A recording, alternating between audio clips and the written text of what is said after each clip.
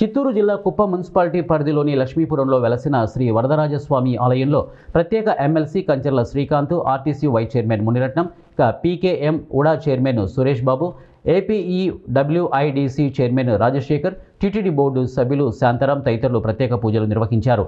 అనంతరం ఆలయం వద్ద ఏర్పాటు చేసిన మీడియా సమావేశంలో వారు మాట్లాడారు.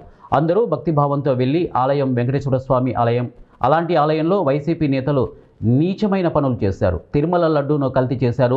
ప్రతిపక్షంలో ఉన్నప్పుడే తాము తిరుపతిలో జరిగే కల్తీ లడ్డు వ్యవహారంపై అనుమానం వ్యక్తం చేశామని అన్నారు.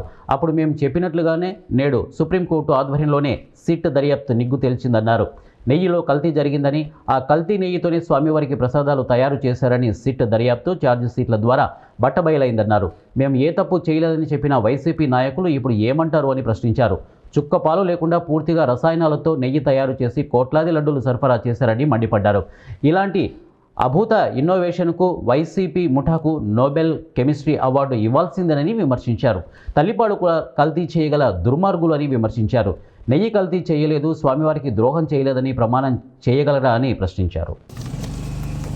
దుర్మార్గమైన పనులు చేయటానికి ఏ విధంగా మనస్సాక్షి వచ్చిందో వాళ్ళకి ఇప్పటికీ మాకు ఆశ్చర్యకరంగా ఉంది. రాష్ట్రంలో వైఎస్ఆర్సీపీ ప్రభుత్వంలో ఎన్నో రకాలైన అరాచకాలు చేశారు, అక్రమ కేసులు పెట్టారు, తెలుగుదేశం పార్టీ నాయకుల్ని, ఎంతోమంది సామాన్య ప్రజలను ఇబ్బంది పెట్టారు, చంపారు, అన్యాయంగా అక్రమంగా జైల్లోకి పంపారు, విపరీతమైన అక్రమాలకి తెరలేపారు. మద్యపాన నిషేధం అని చెప్పనేసని ఆ మద్యం ద్వారానే వేలాది కోట్ల రూపాయలు సంపాదించి ఎంతోమంది ప్రాణాలు తీశారు, ఆరోగ్యాలు చెడగొట్టారు. ఇవన్నీ ఒక ఎత్తు అయితే ఆఖరికి డబ్బు